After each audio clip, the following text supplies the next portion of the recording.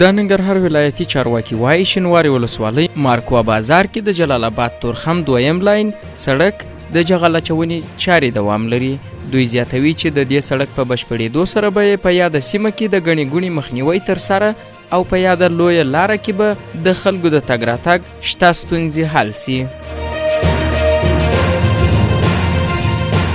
د افغانستان بانک سبا یکشنبه 18 میلیونه ډالره د افغانیو د ارزښت په موخه لیلاموي.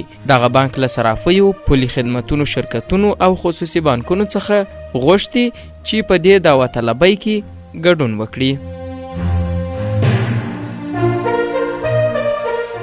اوچا وایي افغانستان کې 3 کاله پرله پسې وچکالۍ افغانان اغیزمن کړي دي. د ملګرو ملتونو بشري مرستو همغږۍ دفتر د یوې خبرپاڼې په خپرولو سره ویلي 14 میلیونه افغانانو ته د پاکو اوبو برابرولو لپاره 490 میلیونه ډالرو ته اړتیا لري. افغان کرکټ ملي لوبډله به نن ماښام 6:30 د متحده عربي اماراتو لوبډلې په وړاندې دویمه شلاوریزه سیالۍ ترسره کړي.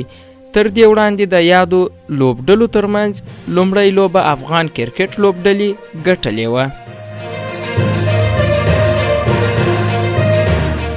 د کراچۍ له زندانونو څخه 195 تنه افغانان خوشي سول.